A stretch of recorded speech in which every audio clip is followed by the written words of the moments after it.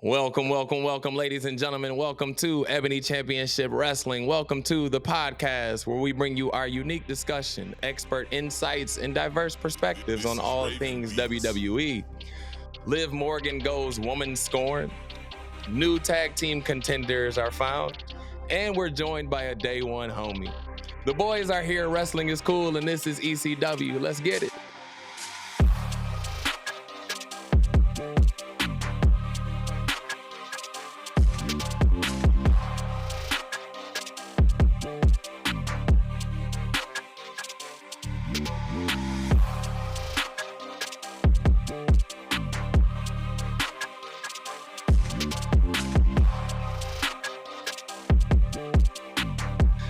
Welcome, ladies and gentlemen, and wrestling fans across the globe. This is Ebony Championship Wrestling, and I am the Jackie Miles, your final host and your undisputed ECW champion.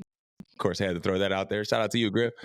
Welcome to your screen, the man of 56 holds, Montay, a.k.a. Coach Montay. Make sure you follow him on Instagram at Coach Montay24.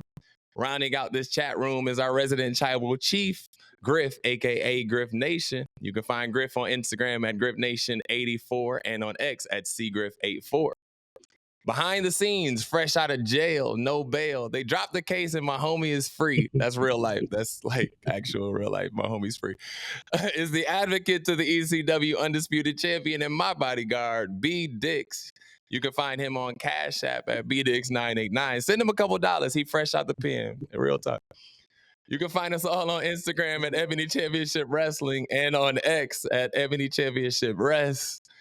Once again, we're so excited to give you your weekly dose of wrestling entertainment. All right. Also, tonight, we are excited to be joined by our day one homie. We were at WrestleMania 35, yes, in NOLA. And on one side, 34, there we go, 34.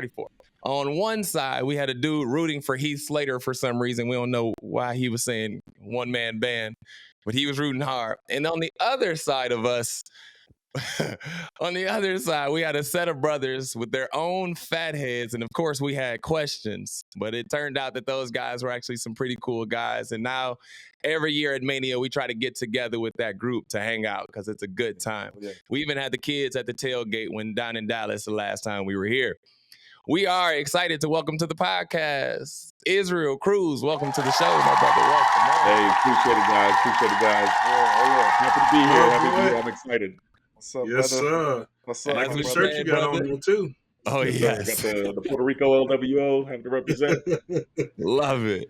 As we got say, two LWOs going on now, so we know which one you represent. Yes, sir. Oh, that's right. As we said, my boy, go ahead and jump into the conversation where you see fit, and let's have a good time tonight, man. Let's have a good time. All right. Let's get started over on SmackDown, boys. When you heard that the Bloodline was going to be in a gauntlet match, and then you heard that Jacob Fatu is going to be in it, did you think that they would come out last, or did you think that they would start it off and just like kill everybody? What are our thoughts on the tag team gauntlet match, first and foremost? Let's go over to you, Iz. Start us off, my boy. So when I heard they were going to be in there, I figured that they would be coming out last because I think, particularly like with the Street Profits, where they've kind of been a little bit in limbo, not really any like strong storylines or rivalries recently. I felt like they were going to get a big push and kind of they were going to run through most of the gauntlet and get to a point where, all right, once the Bloodline came out, it helps the Street Profits save face a little bit and, still, doesn't do anything to, their, I guess, credibility as like, a top tag team there. So to me, it was no surprise how that played out because like, okay, they ran through it there. They just had a tough run. And then, of course, the Bloodline comes out and smash it. And then, of course, with Jacob Fatu, man, he's like, you got to let that dude just run through right now. You let him do what he does right now. So I love the way it played out. And I'm real excited to see what Jacob Fatu's doing right now. and how they're using them. Okay. Over to you, Griff. Well, Tiff got the prettiest moonsault in the world, man. But Jacob, I think, got her beat with the baddest moonsault on the planet, man. Because that brother, not only did he like hop that thing, but dog, he went in the middle. Normally you get close up to like connect, but I think Tez was a little bit ways from there, man, and he connected that boy. But it makes sense for them to come in last, all because if you started them first or early, they was going to rush shot through everybody, which we all knew. But it was good to see them come at the end because you got a competitive match afterwards, and then of course them going over, getting ready for the tag team. So this was good for them, and I'm glad they didn't start it off, and it just made sense for them to, like Ed said, man, let the Profits get there, get themselves over going through, and then once you come to the end block, now let's see if you're really going to go over. But unfortunately, with Jacob and Tama together, ain't nobody getting through that brick wall. Very refreshing to see. We knew as soon as he came on the scene. We rave about Jacob every week on this show, and these dudes do not. Yeah, they deserve to have tag team gold immediately, because they came in, made quick work. They're popular. It just makes sense. Jacob Fatu is a star. He's a shining star, and then for them to put it on their waist, as soon as they get in here, that speaks volumes to them. Solo does have something to worry about. Hey, all the rumors and stuff about with Jacob coming in and outshining Solo, it's getting to that point because pretty soon they will be a faction that's going to be cheered. I mean, they're cheered already, but it's going to feel like, hey, we want Roman, but right now, hey, Jacob Fatu was good enough. So, but yeah, and to the Profits point, you made a great point, guys. Giving them that credibility, they need something positive right now, especially with Bobby Lashley making that move and, headed out the company. It's good for them to, to hit a hard reset, get back competitive, and who knows, when they do get the gold, maybe Street Profits can be, maybe a number one contender, and we'll see another good match like we saw Friday night. So the options are endless, but this is a great call. But it made total sense for them to come out last. Get the Profits going again, build them back up stronger, and hopefully we finally bring some credibility to the championships themselves, for sure. I love that you guys brought it back to the Street Profits, because I was definitely not thinking about them. I'll be honest with you. When it comes to WWE right now, I kind of like push them to the side because they weren't doing anything prior to Friday night. And so for them to, like you guys said, to get something going and to be able to find some momentum, even in a loss, right? That like you guys said, they can be up next and hopefully, start to gain something from there. They did have a couple interactions previously, right, where the Bloodline and the Street Profits interacted in some way, somehow. So with that, they can now move forward and hopefully get an actual feud that makes sense for them. And Lord knows the Street Profits definitely do need it. Yeah. Oh yeah. Yeah, for sure. And I mean, I think they had a strong showing. I mean, I think Angelo Dawkins, every time he comes out, and you see some, in the reality shows and some things where he's been vocal about where he doesn't want to be that guy that's like, second fiddle to Tez, because obviously Tez has always been the standout of the group. But man, for a big man, Dawkins does some impressive stuff. And I think, he did multiple things on Friday night where, he was showing out. He was really showing out. So I think it was a good showing for Street Profits as a team. Absolutely. So it's like, we're still here. We're still here. Yeah, like he's actually really good in the ring, and if he could figure it out on the mic and maybe from like a style standpoint, because I don't know where the trench coat fits into the whole thing, and maybe y'all can explain it to me. No hate, I just don't understand. But like, if he can figure those two things out, he actually could be a good mid-card guy at some point.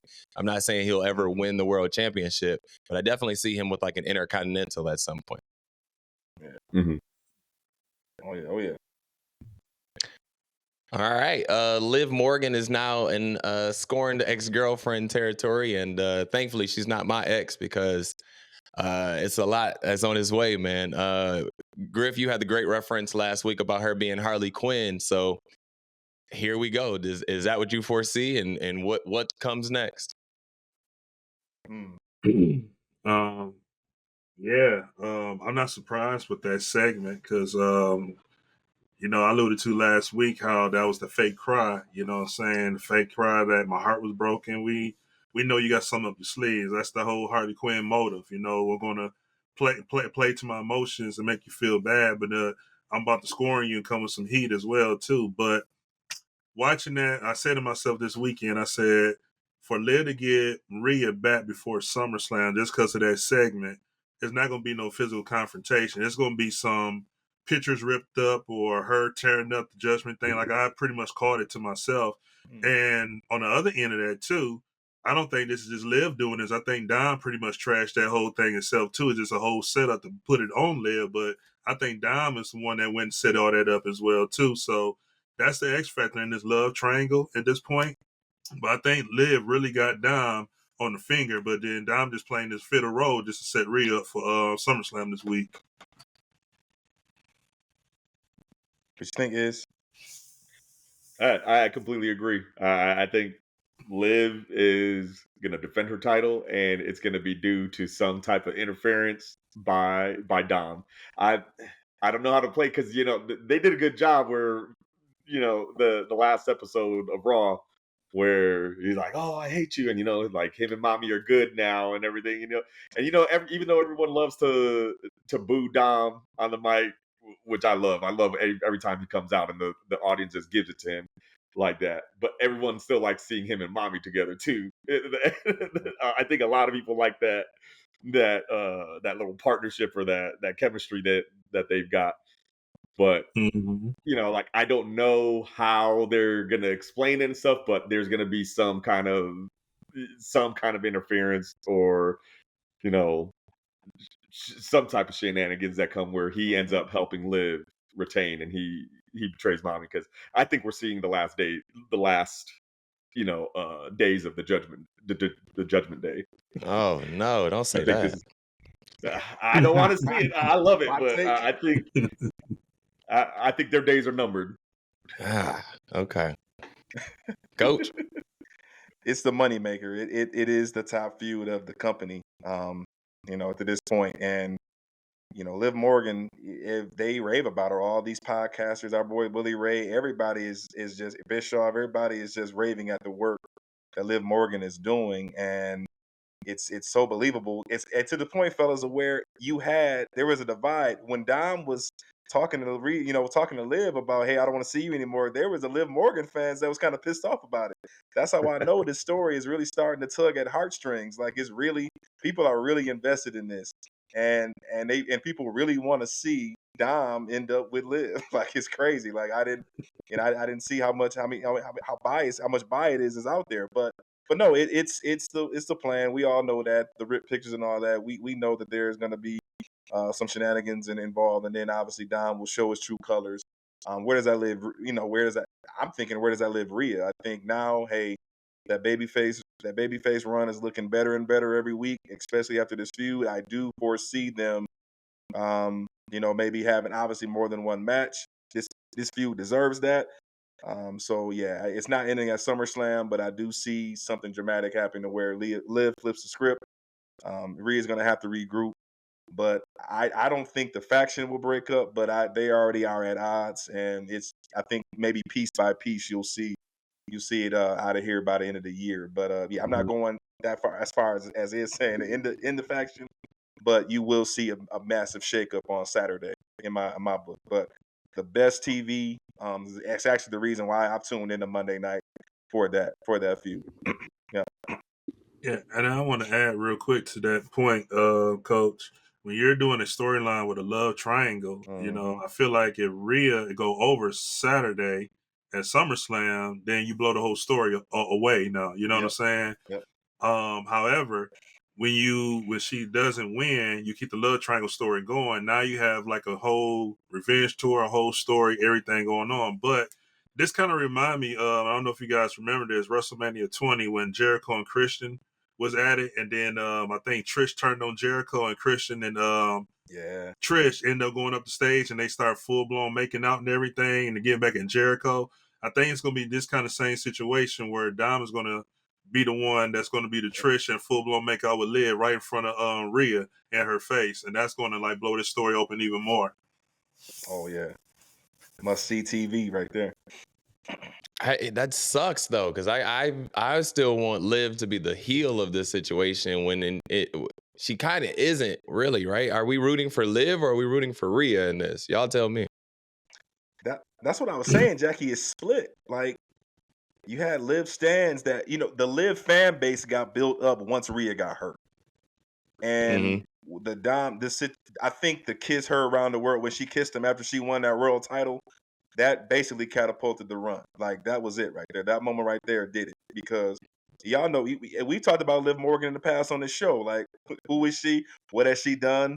Like not making much, not having much heat on her. You know what I'm saying? I was kind of, she was cool, a great wrestler, but she didn't, great, obviously great to look at, but not much. She didn't excite me in the ring. But this, but this storyline has put her over, man, and those true fans are out there now, and the Rhea fan, they got to make a choice. The Rhea fans are still loyal, but now, hey, that's a great feud, right? When the crowd is split. So yeah. Yeah, I mean, and to your point, I mean, comparing this title run to the title run she did when she cashed in Money in the Bank, I think there was very little investment. I mean, there was very little interest. We knew like, okay, she's gonna get squashed by Ronda in the rematch, So the work that she's doing now, like you said, I mean, I think it just ignited something and just ignited and blew up her fan base and the people that are backing her. So it's gonna be one of those things where it's like they both are technically heels, right? Because Rhea's supposed to be a heel. The Judgment Day's supposed to be a heel faction, which is another reason why I feel like it's headed to a split because I think Finn Balor and JD McDonough and Dom are still solid heels, right? And you got Damian Priest and Rhea Ripley who are like playing the face in these feuds that they're going into SummerSlam with. Yeah. So when you can't have a faction where it's like, okay, you hate half of them and then you're supposed to like the other half of them. So that's true. That's where I think the Judgment Day is. I think it comes down to two things. Oh. Yeah. No, I agree. I think it comes down to two things, fellas. Liv Morgan fan base are just the women and the girls that, the little short girl that just kind of seem innocent, but no, it's kind of like the sneaky, the devil, kind of like the bad girl. Like I'm good, like the Harley Quinn. I'm the good girl, but I can be naughty and bad. I think a lot of her fan base come from those type people and those women as well. Plus, it's something different. They won't live to have the belt or have this opportunity, but in this situation now, because the table was turned, Rhea technically is a heel, but she's now the ultimate babyface. And now Liv is technically the new heel, but because she got so many fan interaction and good fan base, technically she's being cheered on as she's the face. So it's kind of like that split, you know what I'm saying? Like pick your poison who you want. I like both. I like Liv, I like Rhea, but Rhea was really starting to come low key a baby face after she beat Becky at WrestleMania with the reaction she got. So when she got hurt, and then all of a sudden the title went to Liv, you have some people that's Rhea fans saying, "Well, she technically didn't beat Rhea for the belt." So now we definitely can't wait to Rhea come back. So with this situation story that is in, technically Rhea is now the new ultimate baby face, and now Liv is the heel. But because of her fan base and reaction she's getting, technically she's a face in the situation as well. I think to your point earlier about the love triangle, I think this is one of those things where you pick your side, where it's not heel or face. This is just like you pick your side and you say who's right in the situation. All I know is that we better get a custody of Dom ladder match out of this, and if we don't, there's a totally missed opportunity from WWE when it comes to this. Yes. Yeah, wise man asked a great question in the chat too here about Finn Balor. I've been, I've said it, I've had the running joke on the show about the episode where he took the hotel room key. Hey, Hey, Finn still has Yeah. that key in his pocket. Yeah. So, but yeah, my biggest thing is that yeah, I seen it there. There was a reason. There was a reason why they had us focus on it, but they haven't really called it back. So it's kind of people might have forgot about it, but I would love to see. Obviously, I think the interaction, Wise Man. I think the interaction that they had last night. Where Finn is feeling like he's not good enough. Do you trust me to handle business? Like going in there with Gunther last night. Yeah, he still got put to sleep, but I think Finn is, hey, do you guys trust me? The way you guys handle business, I want to handle business the same way. Like I don't need your help. So, but do you think I'm good enough? Do you think I'm really good enough to be in this faction? And I think, there might be some type of way of Finn might, he feels second guessed and he might do something, that he might do something to cause Damian. Who knows? It's not out of the question. But yeah, tying that back, man. Tying that key situation. I'm curious to see how they would do it. 'Cause I thought for sure they would kind of allude to a lot more than they have. I think Finn was just trying to go to the hotel. I don't know that he was necessarily trying to stab him in the back. I think he was just trying to see what was popping in the hotel at the time. That's Right. Who wouldn't? That's all. He said, "Let me see what's That's going all. on." Right. Yeah, I don't know. I sure would took the key. Because I thought that was funny, but I mean, I didn't think that that was going to be something that would, they call back to. Because I mean, every now and then, I mean, there's things that you think's going to lead somewhere, and then that the storyline doesn't go anywhere, or there's a factor of the storyline that just gets forgotten about. But I just thought that was like a real funny moment, though, in that episode. For sure. Coach wants to know what's going on with the key, man. What's going on with the key? Man? I don't blame you for grabbing it. Just tell us why. Tell us what why. you did. Yeah. Right. But man, I'll tell you, I am looking forward to though is, I mean, the booze that Dominic gets now, but imagine after he betrays Mommy, the kind of booze he's gonna get from the crowds. Man, I cannot wait. Said it. I they won't have to pipe those in. They won't have to pipe those in. It will definitely get major heat. All right, man. Next topic. I'm gonna throw us off a little bit here. Mia Yim continues to show how versatile she is as when she's used correctly, as she's holding on to two different feuds right now, one on NXT and one on SmackDown currently. So I just real quick, what are our thoughts on Mia Yim and her wrestling as of late? You got any thoughts here? So, yeah, I mean, I've always, thought, like, I've always wondered how they were going to use her. Like, I haven't been seeing the work in the feud that she was on an NXT, but did see the tag team match with Bayley, and yeah, I mean, I've always felt like she's been a talented wrestler, and it's just like, how are they going to use her, and how they, when we know the disaster with what was the faction, Retribution, or what was the faction? Yeah, it was Retribution. That was just a disaster. Yeah, but she's the only one standing and left with the company. Yeah, she is. Good point. She is. Good point. Faction, so I'm glad to see that. So I'm excited to see if they continue to use her well and actually put her in some feuds, and maybe we'll work her into the title picture at some point. Yeah, man, she been getting a lot of TV time as of late. PLEs, NXT, SmackDown. Like, she been getting a lot of great work in. But I remember a couple years ago we had a house show here in our hometown, and it was an opening kickoff match. It was a six person intergender. It was her and the OC against Rhea, Dame, and Finn. 6 tag match. And when her and Rhea got in the ring, like, when I tell you, like, she dominated and gave Rhea the biz, I said, oh my, like, I knew she was good and great, but like to see her, like, how she, like, this, her agility, her skill, her athleticism. And I'm like, man, hold on, she giving Rhea the biz. Like, wait a minute, Rhea supposed to be dominating this. So where she at and doing right now, I'm not shocked or not surprised. I'm glad she's getting the TV time. She's not sitting what we like to always say on the show is sitting in catering, where they sit in the back and eating fruit salads and vegetable dips and stuff all day.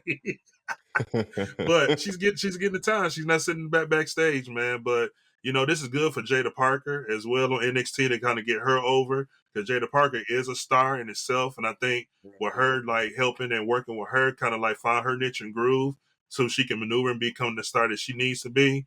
But being this primetime light with Bayley, Tiff Stratton, and Nia, it's just a matter of time that she probably get in the title picture, man. Hopefully Triple H come with a mid card title for the ladies, because she's one of the top candidates that deserve to have one of the mid card titles if they go that direction. Yeah, I've always been a fan of her. I mean, I thought she did, decent work. I mean, she's always carried a attitude, a good swag about, swag and edge, that was respectable. But hey, kudos to her. I'm proud of the spotlight she's in. The tag, is to your point, that tag match showed a lot. At first, when that match started, I was like, okay, well, why the hell is she in it if they're gonna beat her ass before it starts? Yeah. But that was purely the writing there to show her, okay, hey, she's tough, she can fight through. So that kind of was that, that hey, she does have a little grit. She's got some edge. She's a fighter, and she does, and the key word is talented. So now it's just a matter of how can we continue to write her in the positive light. Jada Parker is like I said, a star in itself that they need to continue to put on banger after banger after banger down there. That's going to make her shine even brighter.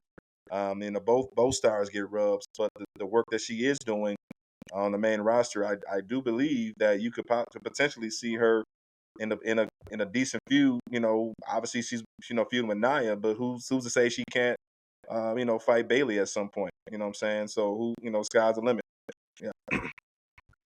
Yeah, she had that ladder match on NXT a couple years back, and that's when I really was like, "Oh, okay, like she's legit in this." And she's put on some great matches over the last couple of weeks, so I definitely wanted to like mention her just to, throw something her way.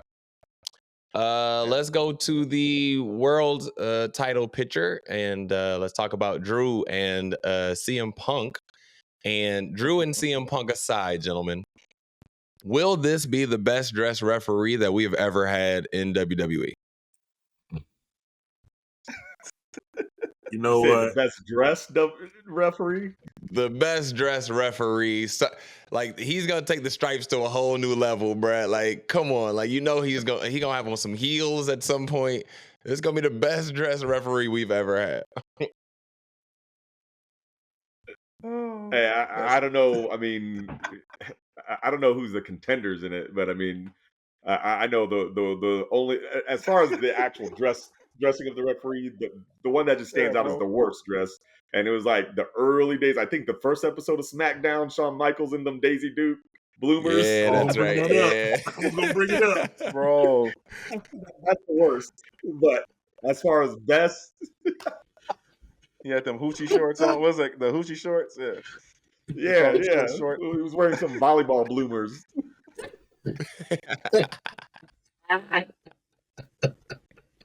Bro. Yeah, but man, yeah, I gotta give it to the drip god, man. I think he's gonna take the ref outfit to a whole new level, man. Whole new level. What are your thoughts on the matches?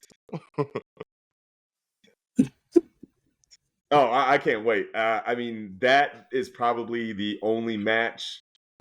And when I'm just trying to think about my predictions for SummerSlam, that's the only one that I don't know which way. I don't know what my pick is just yet. I don't have it locked in. But I love the feud. I mean, I feel like there's like you feel like there's like this genuine hatred there, and they've done a great job with this feud and building up this storyline. Especially going, working through the injuries and keeping the interest going on through CM Punk's recovery. Absolutely. Griff? So when I watched that segment, I noticed one thing I noticed towards the end of the segment when Seth had the mic and he was talking about how much he hates Drew and how much he hates Punk. I noticed that when he went up to Drew, he got close to Drew, But then when he got ready to go to Punk, he stood in the middle and didn't go nowhere near close to Punk. So that was kind of interesting in itself, right there, that he will go real close to Drew. So in the back of my mind, like you said, is like this is one of the ones like it can go either way. I don't know how it can go, but I do feel in my deep down heart that this is going to be a reincarnation of SummerSlam '97 when Shawn tried to swing that chair at Bret and Bret ended up ducking and hitting Undertaker. And I think this is probably where it's going to go, except for Seth is probably going to be the one to do that to Punk. And Drew is going to one finally going to capitalize to that. One of the biggest things Punk did say was after SummerSlam, Drew is going to be in the rearview mirror. So I don't know if that means when he wins, he's going to be in the rearview mirror, or when he loses, is he going to be in the rearview mirror? Because if you lose to Drew, I don't think you're going to put him in the rearview mirror. I think you're going to find some way to come back. But what's more interesting about this rivalry is that this is the first. This started since Royal Rumble. And here we are 7 months later in August, and we finally get a match out of him. Yeah, Punk did get injured, but to see how this story carried on and on through the injuries, and I think Drew got injured one time through the suspensions, and they did a great job carrying the story to it, man. So right now, I'm just stuck in the middle. I feel like I know what might happen, but this was one I can't call, honestly, man. Like, you got three superstars that got a lot of hate for each other all in one ring. So, yeah, good luck. These three will be intertwined for the next few months.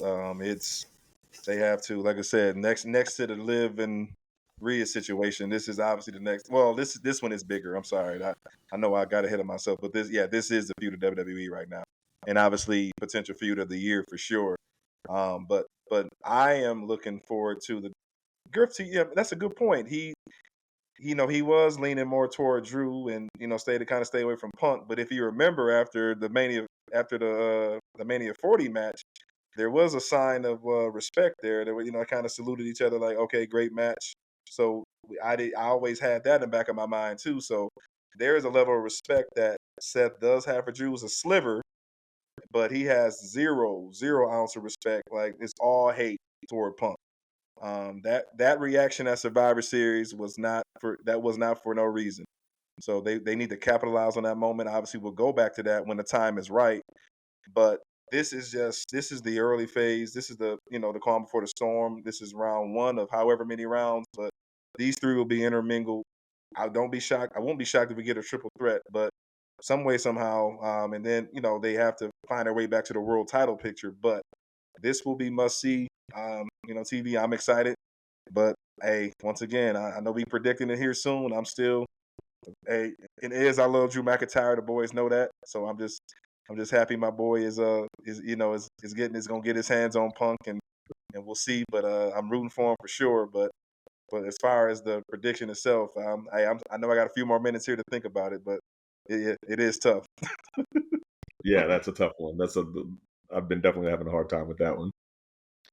To your point, the triple threat option is huge because these are already three of WWE's biggest stars, and Seth is technically really not involved as much as he could be, involved.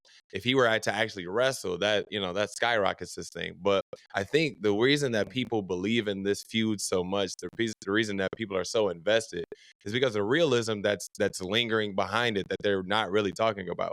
There was some real hatred for CM Punk from both Drew and from Seth for various reasons outside of WWE or inside WWE when it comes to Drew. But because of that realism, because of that, that they're saying some things that they actually really mean. So it's not a fabricated storyline. And you can actually sink your teeth into the reason that we hate this person, the reason that we want to see them fight. And so, to your point, this is a tough one to choose. And I think we're gonna have to think as much of the storyline as we can when it comes to this prediction. But we know it's going to be a great match, and it's going to be something that's going to keep us on the edge of our seats for sure. Oh yeah. Any other thoughts? I never want to cut you guys off before you guys finish your thoughts on this topic.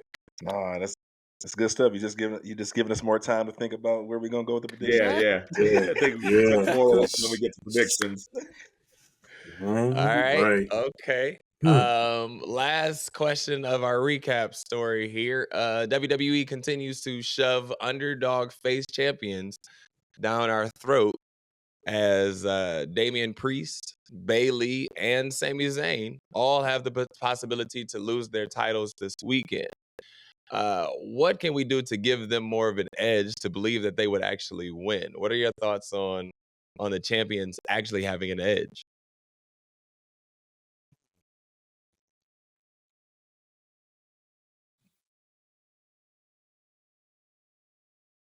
Whoever wants to jump in there first.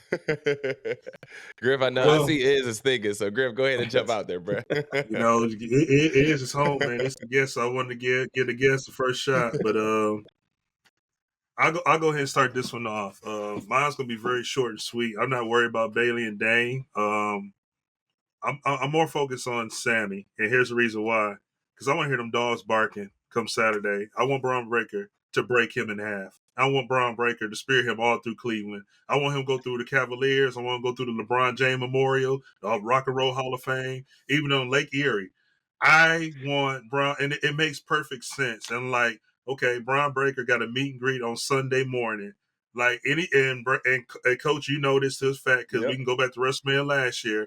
They did a meet and greet for Charlotte on Friday. Rhea was on Sunday. So we all knew, Rhea's going to be Charlotte on Saturday. So everybody can get an opportunity to get a photo out with the new champ. And I feel the same way going to happen with Brian. It has to happen. Sammy had his way in Canada. Brian finna have his way back in America. And it's going to make perfect sense. But to your question too, Jackie, I think honestly they have enough edge. I think the thing is that depending on the cities and the venues that these talents are going to, it's the fan base from those cities that's actually like, you know what I'm saying, it's showing like it's like flip flop. One week they're giving Priest a lot of praise. Then another week it's like, okay, he's boring. You know, the same with Bayley. Like one week they're giving her praise, and then another week, okay, we're tired of this. You know what I'm saying? So I don't think it's just the talent not having the edge. I just think the detail part is that when they go to certain cities and certain venues, and depending on the storyline and where they're set up in the show, I think a lot of the fan reactions that's carrying that momentum is the one that's kind of like keeping that flop side of form. If that makes sense. I believe if Priest came out of the gate talking the way he's talking now, it's a whole different flavor to the reign, and it's a lot more credible. And I actually become a fan. Jackie, you made a great point, and I hear this over and over again last week. We become fans of faces when you just simply defend the title. Yeah. Just defend it, right? Yeah, so I'm with you on that train. But I think they're making the right calls. I think they're victims of the opponent, right? The location. And granted, Damian did not get I think it was a 2 or 3 stars ratings from that last match he just put out. So yeah, the reign is there. The reign is there, but he's got to what's there now should have been there in the beginning, and minus the botches, and the wrestling can be shored up. He'll get better, but what he's doing now is a whole lot more intriguing. Bayley, once again, what she's doing with Tiff, and we had an opponent early out the gate to get her some fire. I think I just think there's just missed opportunities on when they maybe insert that edge and that swag that they need to have for the reign. Believe it or not, guys, I saw a video. It blew my mind. There's actually videos out there that are saying that Damian Priest, and I'm gonna bounce this to you guys. I'm gonna let you go, but let's make sure we bring this back up before we go to the next topic, Jackie. There's people that are out there saying that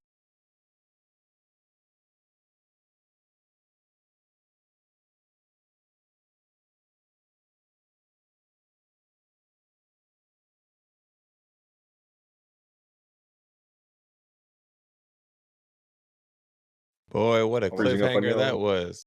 What was they were saying what? I guess while we're waiting for him to come back on, I kind of agree with Griff. I agree with Griff. So like Bayley, I think she's probably the most solid of the three. Not worried about her, and just the crowd always loves her. And but it depends on the location. To Coach's point too, Damien, I think his mic work as of late has been really great. But I think he's coming into this match as the face of this feud. But I mean, I don't want to jump ahead. You know, I mean, I just think Gunther is on this trajectory that that's going to be difficult for Priest to overcome. And then same thing with Sammy and Braun. And when we get into predictions later, I get more into why. I think that's Braun's time, and I think he's going to get ran through. But Yeah, that was my Oh, yeah. question. My next question is, like, of the three of them, who is going to be a summertime champion? As all of them have recently just won their titles at Mania, right? So now they've held it all the way through SummerSlam. Who's just going to be a SummerSlam champion of those three? You can add Cody to that too if you also think it's Solo's time.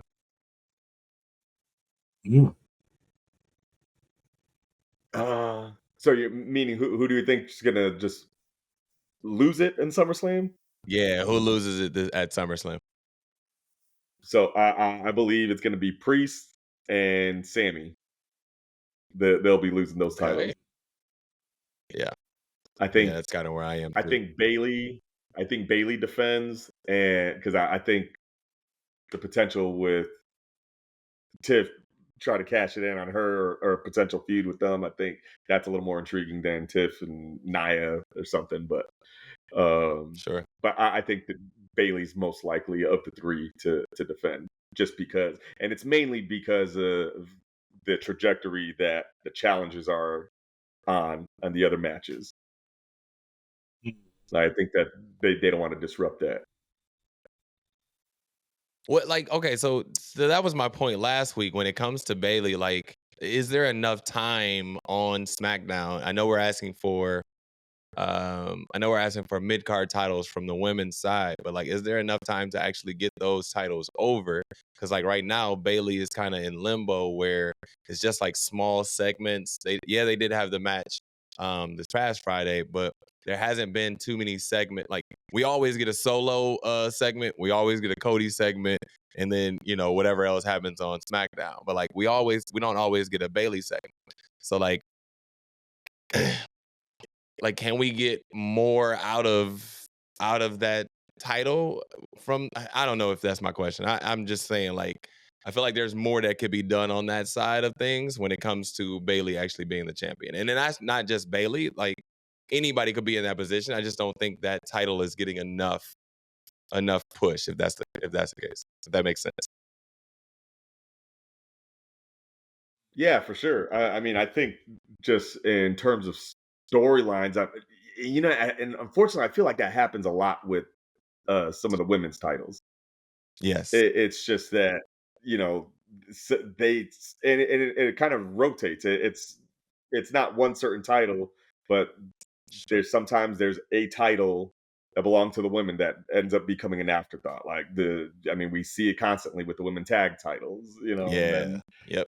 right now I feel like this title is it's not being made a priority to ensure that there's a strong storyline attached to that title and a strong pipeline, because I really don't think that the way storylines are going for the women on SmackDown, there's not a strong pipeline of challengers where there could be a potential strong feud with Bailey there. Sure. And the story that makes sense. that people are invested in. That makes sense. You know Griff, what I think? I think it's a little deeper than that, because I look at the times like Bailey wasn't even advertised like on different shows, different promotions. A good example, she wasn't even advertised on the Royal Rumble poster, but she ended up winning the Royal Rumble, right? I think, here's what I'm trying to say. I think, it's just like, how like we have families where everybody know what you're capable of, but for some reason that person is like our favorite. That's our spoiled one. You know what I'm saying? And I think with Bailey, they look at Bailey as well, no matter what, Bailey just likes to have the job. She likes to be here. You know, when we give her time, she's okay. If she don't get the time, she's okay. But my thing is, if this was Charlotte Flair or Bianca holding that belt, and I guarantee you the storylines and the time will be a whole different story because they see money, they see market, and they see stars behind that. And my point I'm making is, I don't think they see Bailey as a star and a superstar. It was just, hey, you a hard worker. You've been here since day one. This is your time. Thanks for being patient with us. We're gonna put this on you. But, at the same time, we can't guarantee you're going to do A, B, C, and D, but we still going to put the title on you. But if it was Bianca or Charlotte, they in segments. They finna have matches. They finna come out there and have bloodline time on the mic, on the ring, 10, 15-minute promos. You know what I'm saying? But with Bailey, it's like, just like last week, they put her in the main event with Michin. They're like, well, since we cooking this bloodline situation, this gauntlet, and we got a short show, we might as well go ahead and put you in the main event, give you some TV time to fill in that cap space. But again, SmackDown is 2 hours, Raw is 3 hours. So I think if she was on Raw, she probably had a little bit more time to do more things than she do on SmackDown. You giving her that fourth horsewoman treatment? So they're Is that what basically you're treating saying? her like getting the what treatment?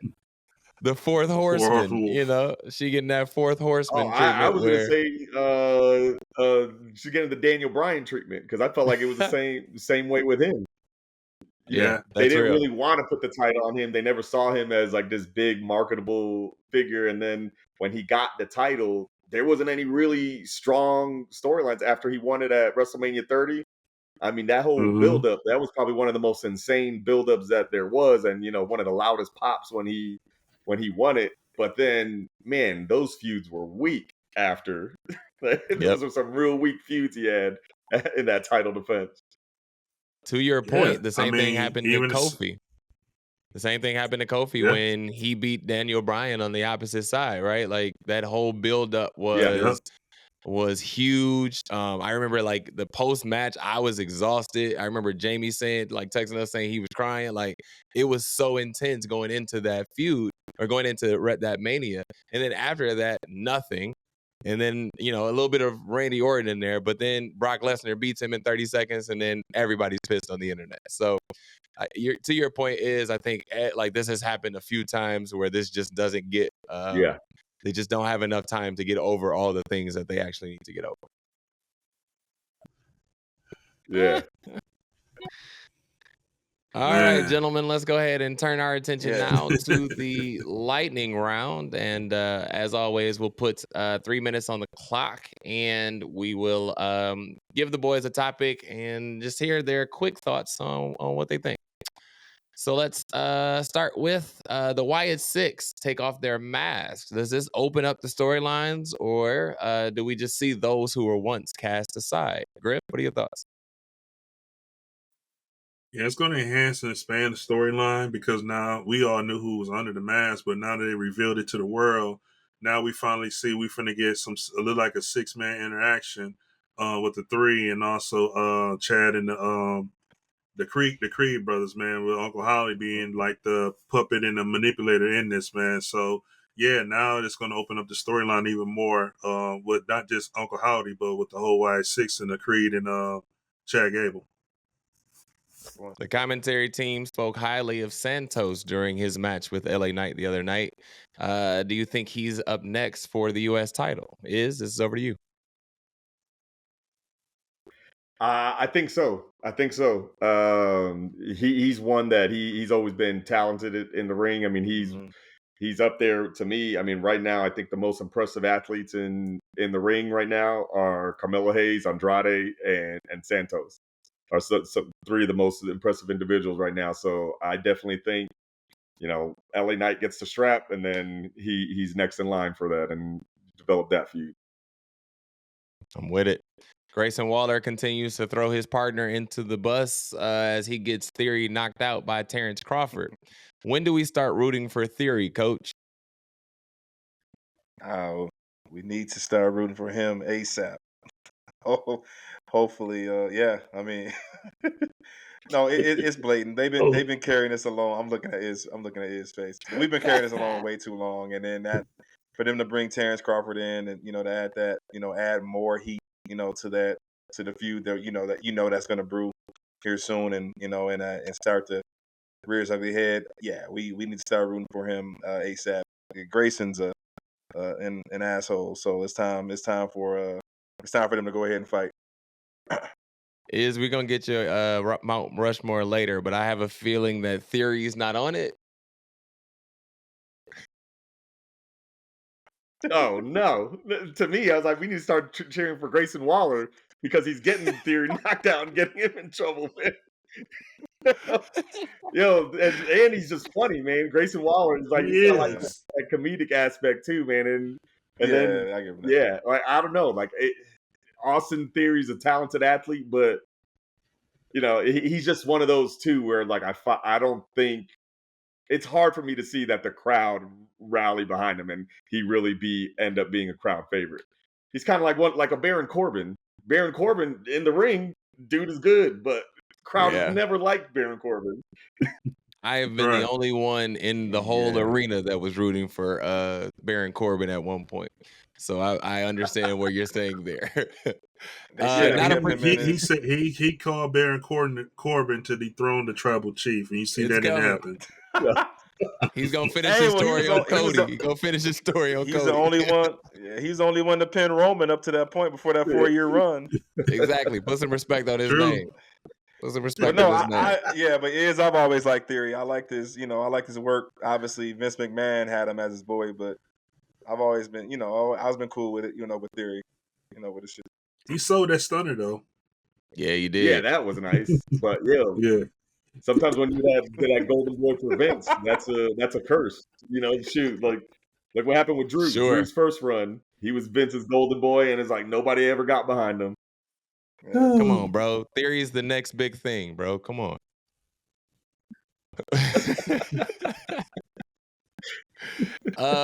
Cody Rhodes and Solo both referenced Roman this weekend. Do we think we get an appearance from the tribal chief at SummerSlam? This is a question for the whole table. No pun included on the table part. The way it ended and Solo saying, you know where to find me. Now that changes the whole complexion of stuff. I won't be surprised if he don't show. I think a lot of people are going to be disappointed. Like I said before, I don't think Roman needs to come back this soon because there's so much momentum with the bloodline and now Jacob added to the situation and Solo over there. But it's a possibility now that changes things. But hopefully, they don't rush it back, but they do bring him back. They do it just right. But the guy that I'm looking for to return this week and probably on Friday is going to be Jimmy. I'm with that. Yeah, I don't think that Roman returns this soon. Like I said, I mean, Jacob's still fairly new to the scene. I think, the new bloodline is going to continue to grow and just kind of cause all types of mayhem on SmackDown and everything. And then, I think it all, eventually leads to an old bloodline versus new bloodline. I think it may be a little premature. I think you could still build on it and make it an even bigger deal later on. The more I sat back early in this feud when Solo was doing work, I was saying, okay, well, why not? But, I was kind of falling, drinking the We Want Roman Kool-Aid too. But the more that I think about it, it makes sense storyline wise. It makes sense for him to continue to stay out and not come back until it's time to go to work and work toward War Games. So I don't think he should be there either. Let him continue to wait. Absence definitely makes the heart grow fonder, and the fans are already tired of Solo. But I think there's more story. Like there, to you two, to your point, guys. There's way more story to tell with this new bloodline, man. And these guys are hot, so let them keep cooking. Yeah. Yeah, we're definitely still only in like the fourth or fifth inning. Yeah. Not mad at all, bro. Like if he comes back, come on back. But I'm still pushing for the whole bloodline to all be together. But I don't think that's gonna happen if we're all going to War Games. But I would love for it to happen, but I don't think it's gonna do it. But. You gotta find a way to get Jay over there with them on SmackDown. Right.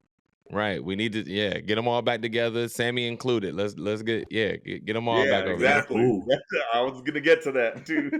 Yep, Sammy included. Bring him on back. Yep, that's inevitable. Can I ask a question real quick, Jackie, before you move? I gotta ask this to and we talked about this on the show. We talked about this amongst each other. You was in the building with us that night in San Antonio at the Rumble. Just your perspective, because you said a lot closer than we did with your children.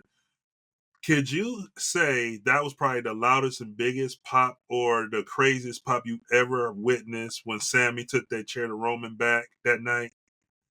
Oh man, I've actually been live for some pretty big pops.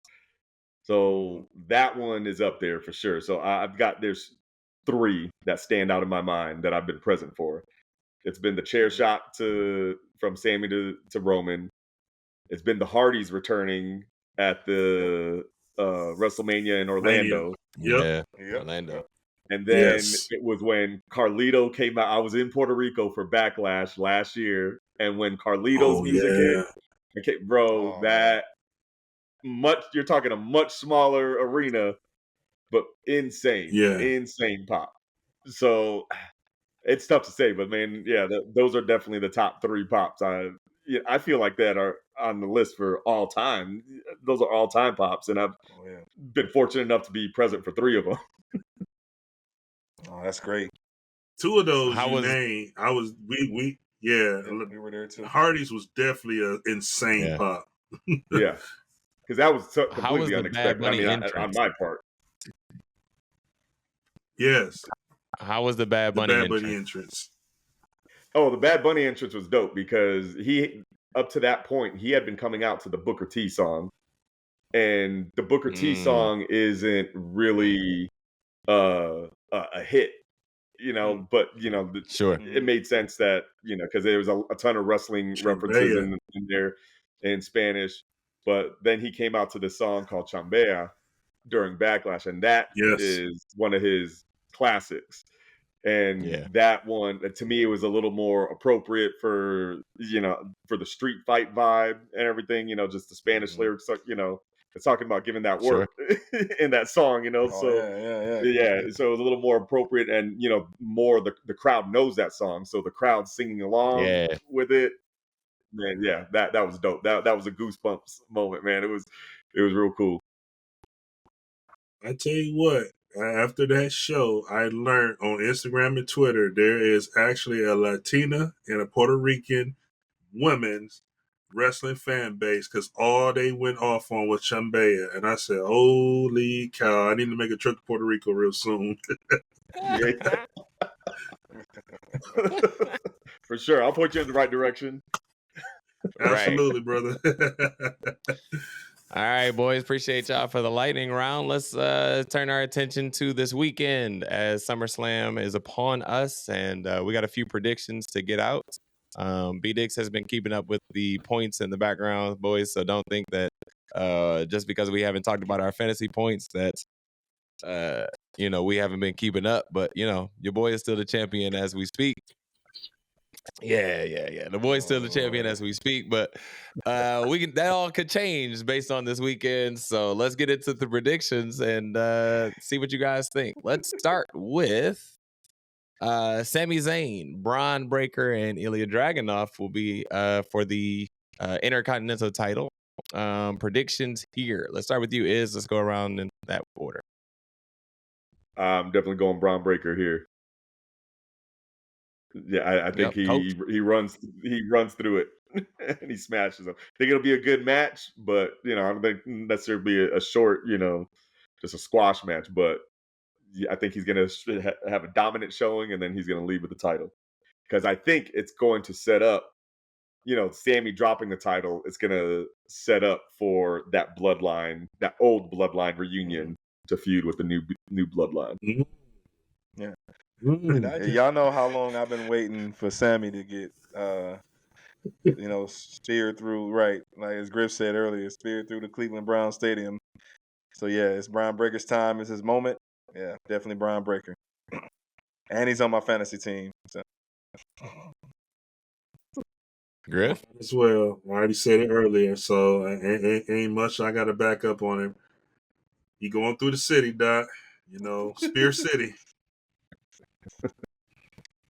Yeah, I think we're unanimous on this one, gents. Brian Breaker all day. I'm just here for the barking. So definitely we'll be doing that over here that night. The U.S. title Should this be the opening match?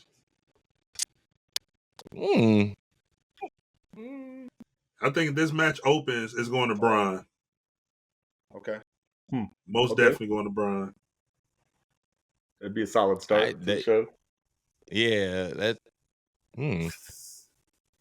that's probably your best bet for a solid start, to your point.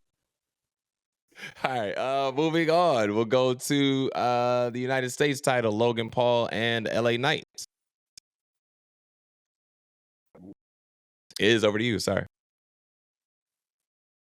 Going with the megastar, LA Knight. Yeah. Yeah. I love it. For sure. Go in. Coach? Go ahead, Coach. I'm actually going the same way. I said it weeks ago. It's his time. I'm going with the odds, and Vegas says LA Knight too. So, yep, I'm going with LA Knight.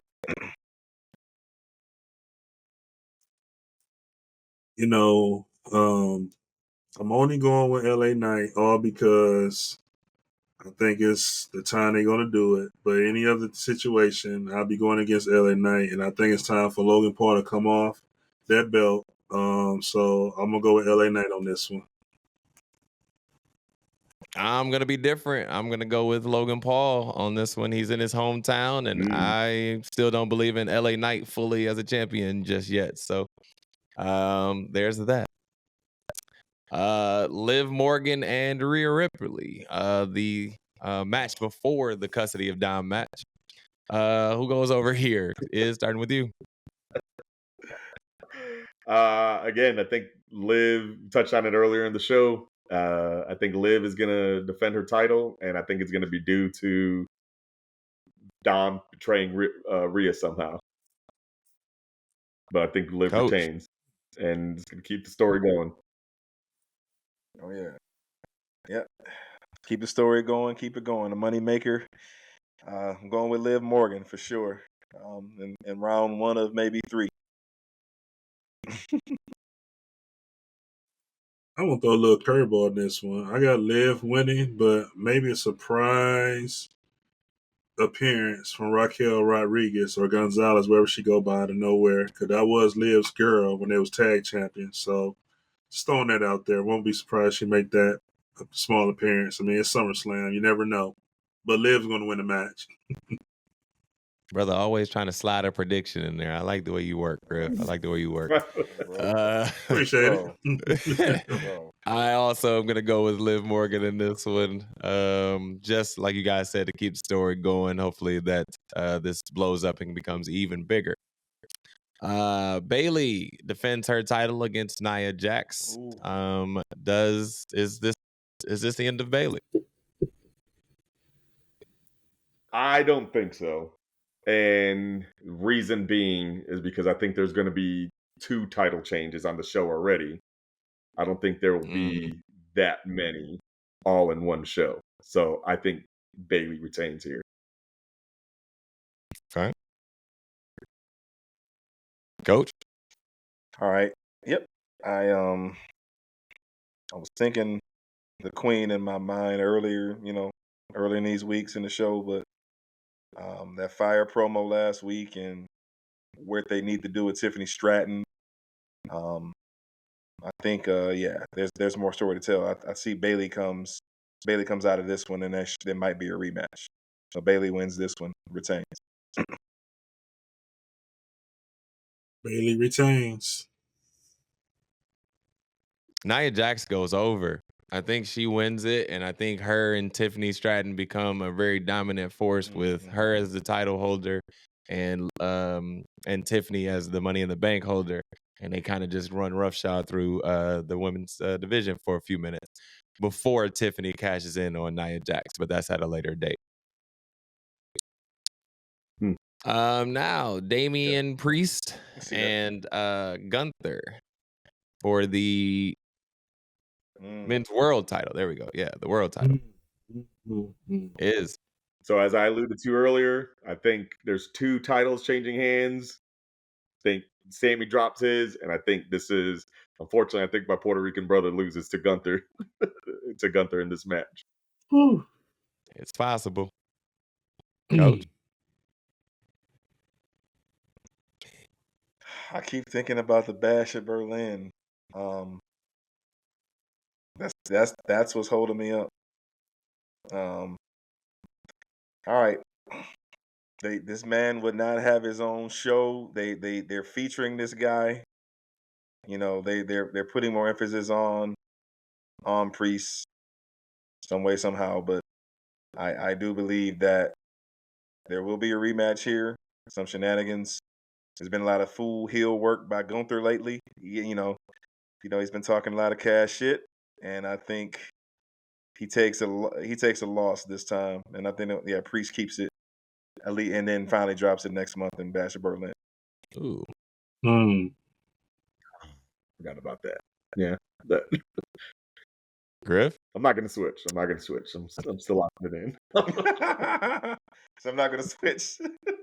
Yeah. I did forget about that, but I'm not gonna switch. No, that's cool. Hey, it happens all the time with us is too. So I'm gonna go with Gunther on this one.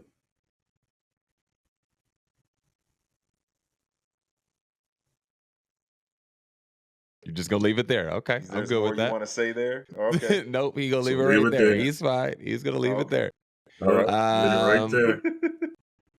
Yeah, I'm going with Gunther too, man. I know he's going into Bash, but I'd rather see him with the title around his waist as he's going in. So I'm gonna go with Gunther on this one. Yeah.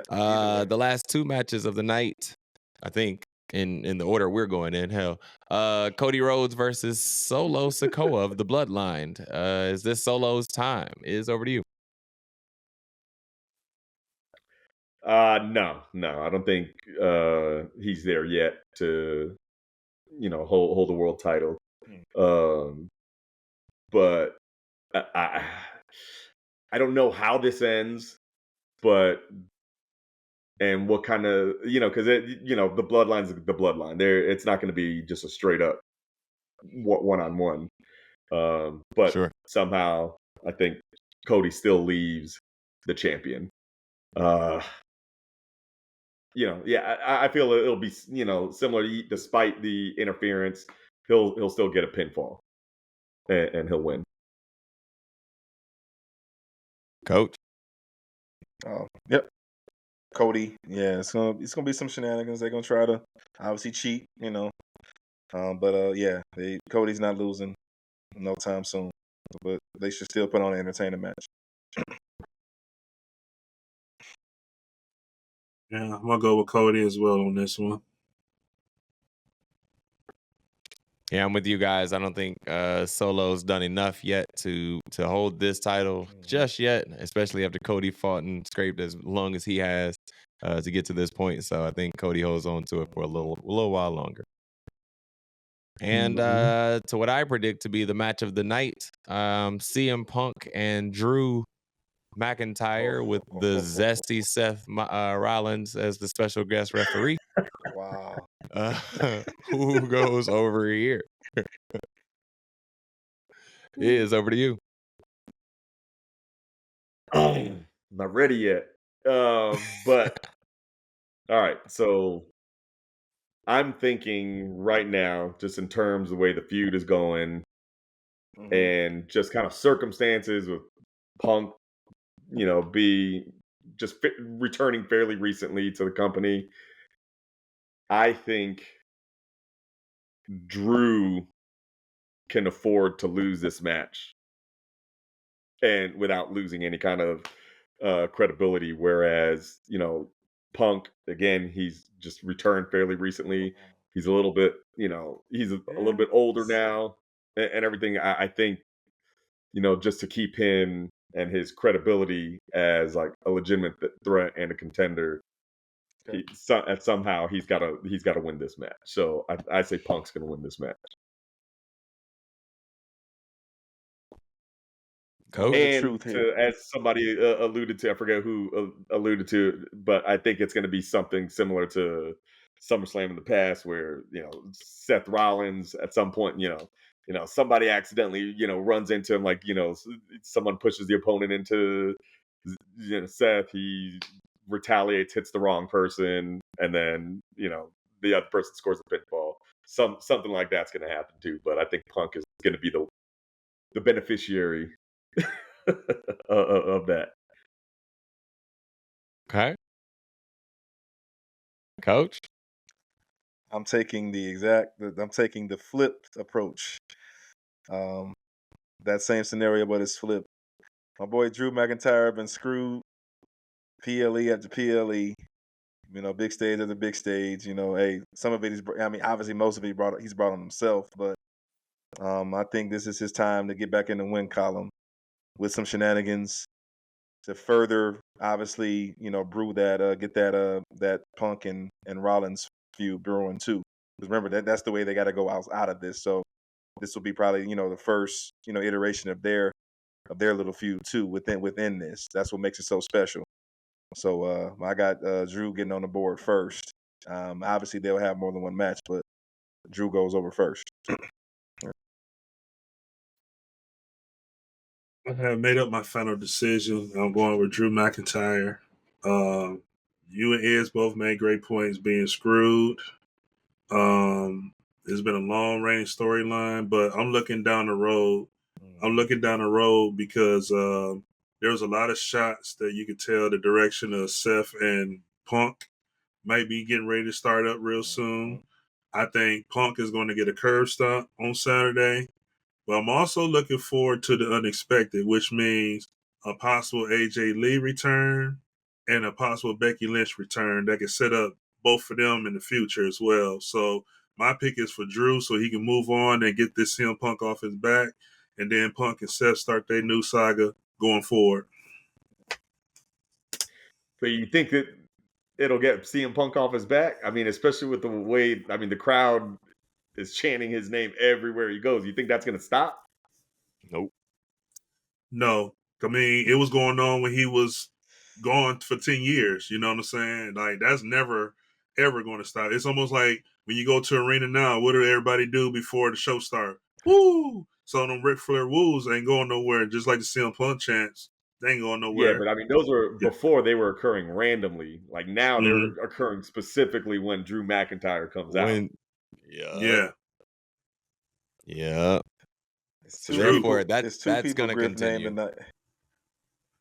Two people Griff name tonight. Stay far away from my screen as possible. Raquel, and Becky Lynch. Keep Becky Lynch as far away from my screen as possible. Jeez, Becky hater. Big time Becky hater. I'm still driving the bus. We never give her credit. The reason why Lyra's on Raw and Tiffany's on SmackDown, but we'll leave that for another conversation. Yeah. Well, can I just say I'm tired, boss? I'm tired of Becky. Yeah. I'm actually with you guys. I'm gonna go with Drew on this one. I foresee it's like CM Punk needs to take the L to get things going, right? Like he needs to have something to fight for. Right now, it's just like everybody's hatred for CM Punk, and there's not really much that CM Punk can say outwardly. But now, if he takes an L here, maybe he can, say like, "All right, I got something to fight for," in a sense. But that's just my thoughts. So I'm gonna go with Drew on this one. But I can understand why you're saying CM Punk is because because Drew's been screwed over so much. It just seems like he's never going to come out on top. So, but I guess I'm pulling for Drew if that's the case then. Yeah. Okay, that seems to be the card, and BDixx will go ahead and put that together for us, and we'll see that on the screen. But that's the card for SummerSlam coming up, and excited to watch that this weekend and see what all unfolds. Oh yeah. All right. All right, man. As always, Coach, we appreciate you for joining us. And as always on this show, we like to see how your wrestling mind works. So we're gonna ask you, what is your wrestling Mount Rushmore? Who is your four that is on your Mount Rushmore? All right. So this is my Mount Rushmore has changed over the years. But one that's been a staple on there, it's probably not a shocking one, is Undertaker on there. I mean, that dude's just the ultimate in character work. Just a mainstay. You've got the streak. I mean, you've got all sorts of aspects of the Undertaker and characteristics of the Undertaker. Where I mean, he's just to me a given.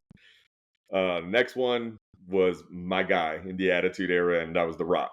You know, his mic work, his feuds with Stone Cold, that dude. I mean, and just him coming back and being the final boss to me was my favorite version of The Rock that there's ever been. I mean, the work that he did recently, to me, is the best version of The Rock I've seen. It's my favorite.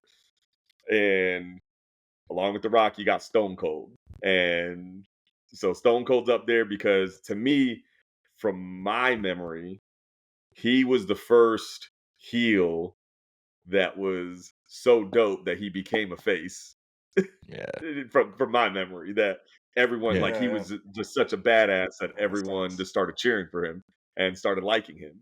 And he started becoming the crowd favorite. And then I mean, I think I'm remembering his feud with like Bret Hart, where like Bret Hart was like the ultimate babyface of WWE for the longest time. And then, everyone was just really feeling this badass that Stone Cold was. And then all of a sudden, like Bret's now the heel in this feud. So like he changed the game. Cause I mean, you see that a lot now where there's these heels that, Becky Lynch, like when Becky Lynch, I know, you don't, you don't care to hear about her, Coach, but no, it's fine, man. When she turned heel, that's when everyone starts backing her. That's when everyone starts backing her. So it's a very similar thing, like Rhea Ripley, like when she's supposed to technically be a heel, but she's such a badass that everyone follows her.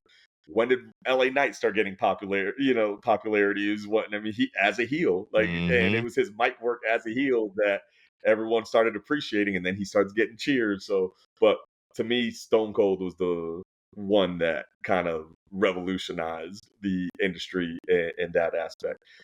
And the fourth one, I'm curious to get y'all's thoughts on this, is Chris Jericho to me, because to me, in terms of longevity and keeping himself relevant, finding little things to work in his character, and just like, I don't want to say gimmicks because he's never really been a gimmicky guy, but I guess you can call it like the list of Jericho.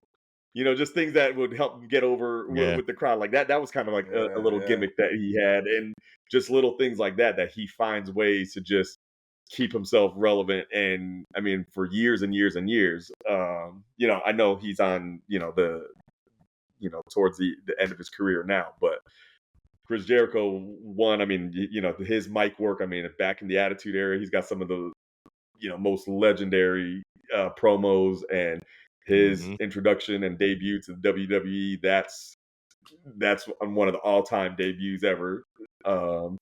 But yeah, Chris Jericho, he's definitely on my Mount Rushmore. It's good. That's a dope list, brother. Appreciate that, man. The Jericho one is definitely throwing us off, but definitely a dope list. So that's a great list. Matter of fact, the Undertaker is my GOAT as well. So if you see here behind me, so that's why I applauded that immediately.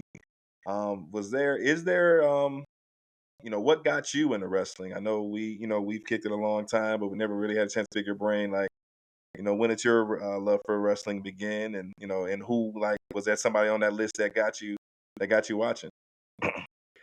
Yeah, good question, man. So back in the day, I mean, when I was younger, I was definitely a big fan. Back in the Hulk Hogan days, and Ultimate Nice. Warrior, Ravishing Regrude, all those guys. I was a big fan during that time when I was younger, and then later on, those days when I didn't have cable, so Yeah. I wasn't keeping up with it as much. So Yeah. fell off for a while, and then during the Attitude Era and like the Monday Night Wars, I got back on and got back into Oh, it. And me and my oh, brothers, dope. we would go watch wrestling. We would watch Monday Night Raw and Nitro. We'd be flipping channels back and forth. Hmm. We'd go to my grandparents' house and watch with my grandfather because my grandfather was a big wrestling Yep. fan. And then over the years, just after WCW went down, and then Rock goes Hollywood. Yeah, we all know like that age between the Attitude Era and Ruthless Aggression Mhm. era, where things were there. There wasn't like a strong face of the company yet. This was before Yeah, John yeah. Cena's coronation and Yep. everything.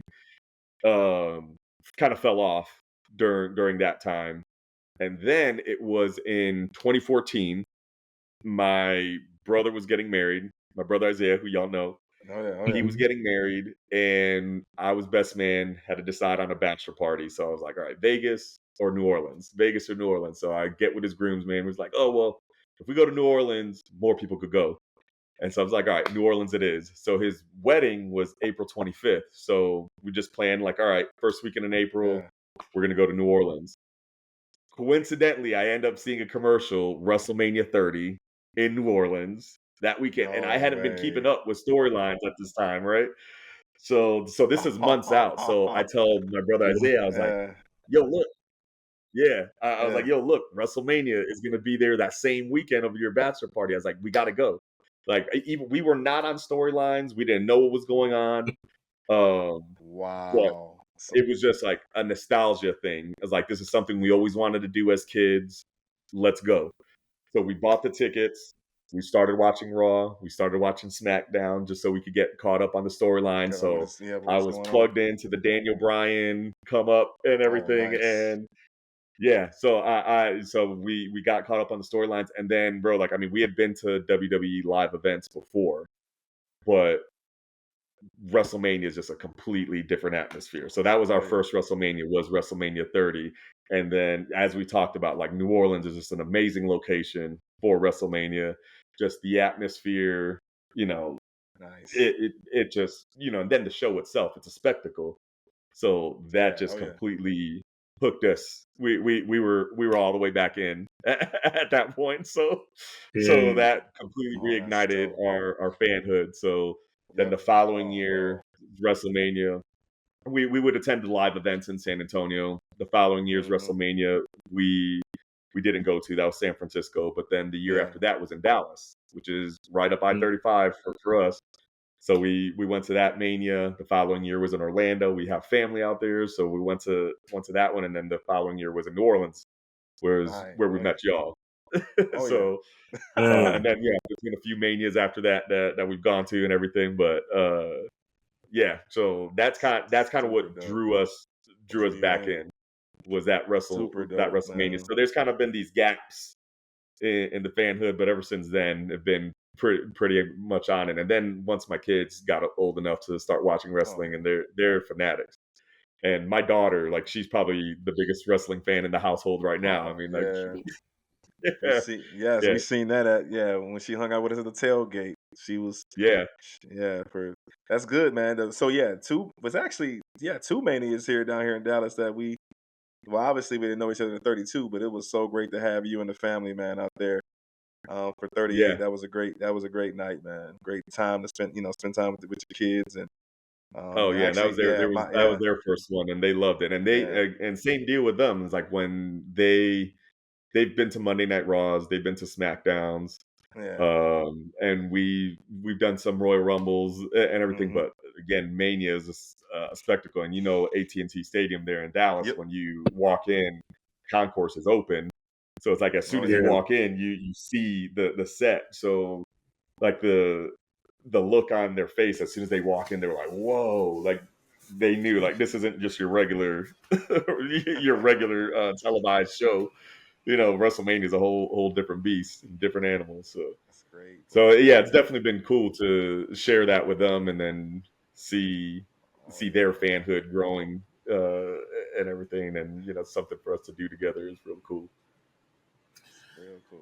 Yeah, no, that's great, man. Because that's one of my favorite parts, especially when it comes to kids and when it comes to first time fans ever going to WrestleMania. It's that once you go through that gate and you go to the concourse and you see the set, it's like mind blowing, and just to see their look and their reactions. Like I had a couple peeps with me this year for 40, and I actually recorded it. And it's funny because I'm so behind on posting and getting stuff together. I haven't even posted the whole footage and everything from Mania yet. I'm gonna get to it soon, I promise.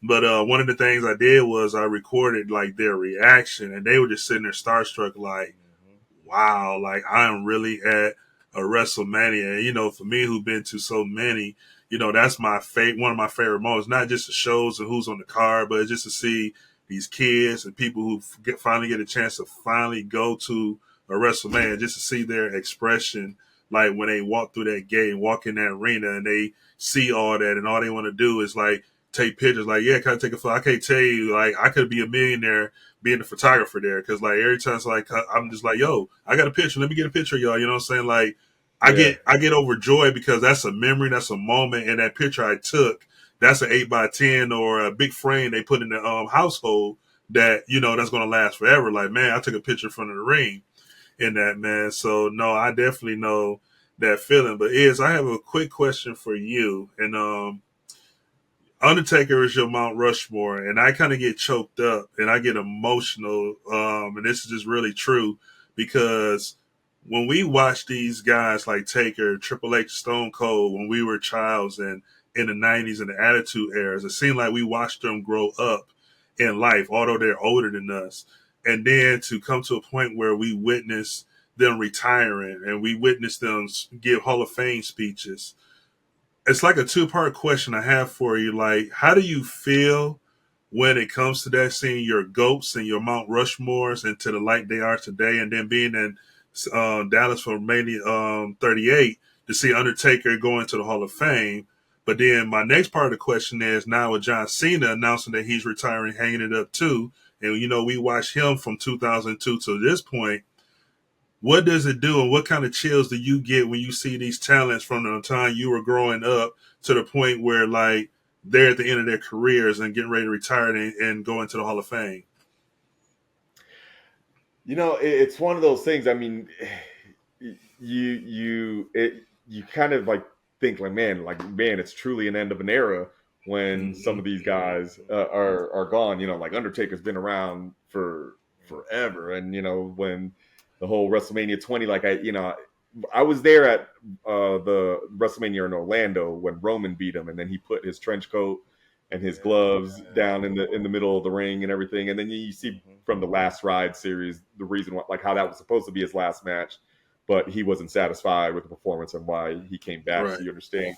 So now, but like when you realize, okay, so when some of these guys leave, you always think like, oh, okay, maybe they'll come back. Because like, how many times has Ric Flair had a retirement match? You know what I mean, right? And this man has had like 18 retirement matches already. So, like, and I still don't think we've seen the last of him in the ring. Like, dude, I think is really trying to die in the ring. Like, I really think he is. He wants to die in the ring. Yeah, he wants. Yeah, no doubt. So it's one of those things, but like, then almost there's some like, we saw Stone Cold come back at the WrestleMania in Dallas, and he had that impromptu match with Kevin Owens. So you always kind of had that thing where like, okay, like we may see them again and stuff. But then when you see stuff like, okay, like, that 2020 WrestleMania where they did the Boneyard match, like, all right, that was it for Undertaker. That was it. We're not going to see him again. And we know Triple H's health issues. Like, he's made it clear he's not doing it again. Rock's still doing it. Rock's still, he's not doing it full time, but he's still doing it. So, but as you see some of these guys leave, I think my first experience of that was when Shawn Michaels retired the first time. Yep. you know, because he had all those back issues. And I was like, dang, man, it was like, is one of these superstars that, you know, his career is being cut short. So it's one of those things like, yeah, man, it's like, it's tough to see these, but you know, you've got these guys also that kind of blur the lines between these eras too. Like, you know, you've got John Cena retiring, but Randy Orton is still there. So he's that guy that's kind of like blurring the line between these eras. So there's always somebody there that like, okay, he's still keeping it going. Like Rock's still doing it for the Attitude Era. He's that guy that's still active and still putting on good shows, you know, albeit not, you know, he's doing it part-time, but it's tough seeing these guys move on, but you know, you also get invested in these new guys coming up too and how they're developing. But you know, I think John Cena announcing his retirement was my kid's first exposure to that, because I wasn't watching with my daughter at the time, and she texted me, John Cena is retiring, with a sad face emoji. So she was hurt to hear that, you know. Oh yeah. So like, I think this is her first experience, just like Shawn Michaels was my first exposure of that. Like, this is her first time experiencing it. But man, like, you know, it just keeps, you know, keeps moving on, man. Like the company keeps rolling. You get these new talents that you become invested in and you root for too. But you know, there's definitely something where it's just like, man, like you know, you see these ones that were staples of your childhood start to move on, but you know, like I said, it just keeps going. You keep going. You got a lot of upcoming talent. There's no shortage of that for sure. Future is bright. Future is bright for them. Yeah, for sure. Yeah, man. Thanks for sharing, brother. Yeah. If you, with John Cena farewell tour, if there was one match you would like to see before he goes away, what match and what opponent would you like to see link up with John Cena on his farewell tour? Man, and just because I think this dude, every time they've locked up, he has brought the best out of John Cena, is AJ Styles. Every time, like when they were feuding, him and AJ Styles put down some bangers. Like I think one of the best matches I've ever seen was Royal Rumble 2017 and I think that was John Cena's 16th win of the title, was when they did the Royal Rumble in San Antonio. Yeah, I was there, and I didn't, because I'm an AJ Styles fan. Like I didn't want John Cena to win, but that match was so dope. I was like, man, I had to give it to him. Like he put on a performance, and I would like to see them lock it up one more time, because I think he's always brought out the best in Cena. Absolutely, I agree. Yeah, this tour that he's getting ready to go on actually should be entertaining. It's going to be sad at times because we know that this is the end of an era, as you said, Israel. But it's going to be interesting to see, and I actually hope he gets number 17. I don't know about the rest of you guys and how you feel. I think so too. I hope he Me too. 17. It's the time. It's perfect time. Yeah, so we'll see. I think so too. You know, because I mean, Ric Flair, you know, he's a legend and everything. He's done a lot for, you know, the industry. And there's a lot of people that model aspects of their character career or the way they do things after Ric Flair. But, you know, he's also a very flawed individual. If there's anybody that is deserving of being that sole holder of that record and breaking Ric Flair's record, I was like, dude, John Cena is a solid individual, man. It's like, he's a person that deserves to do it. It's like, give him a run and let him go out as a champion. Let him break the record and then ride off in the sunset. John Cena, Cody Rhodes, WrestleMania can happen. Oh boy, we'll see. Get ready. All right, Israel, man, we appreciate you for joining us tonight, brother. As always, we say, thank you again for coming on and hanging out with us for a few minutes. At the end of our shows, we like to let people know where they can find us on social media. So where can we find you on social media, brother? Find me on Instagram. It's _Cruz, IZ, as you see on the screen, IZ _Cruz, CRUZ. It's not too much on there, just, a lot of dorky dad vibes, but, I'm just doing me and enjoying life, man. As you should, brother. As you should. Yes, sir. From one Yeah. dorky dad over to the other dorky dad of the chat. Coach, let the people know where they can find you, brother. Exactly right. Me. And he's probably got more on there than I do. Hey. ECW fam, yeah, you can find your boy on Instagram at Coach Montay 24. Appreciate the love. Continue to hit that like button and subscribe and leave your comments. We appreciate some the love that poured in last week, and then leave those comments, man, and let's continue to have that dialogue. We appreciate the support. Griff, let the people know. IG, Instagram, GriffNation84. Also on X, formerly known as Twitter, CGriff84. You can find XCOM Pablo, a.k.a. BDixx, in the background. You can find him on Cash App at BDixx989. And you can find me on Instagram and Twitter at JackieMiles42. We thank you all for tuning in. Follow the socials as always. Find us all on Instagram at Ebony Championship Wrestling and on X at Ebony Championship Rest. Make sure you like, share, and subscribe. Like Coach said, hit the bell so you're notified every time that the boys hit your screen. This is Ebony Championship signing off. But Coach, let them know. Not once. We appreciate y'all. Thank you again, my brother. We'll see y'all next time. Hey, thank you guys, man. I had a lot of fun, man. Yes, Appreciate the sir. invite. All right, y'all. Always, man. Tell the children we say hello. Peace. All right, peace. Love y'all, man.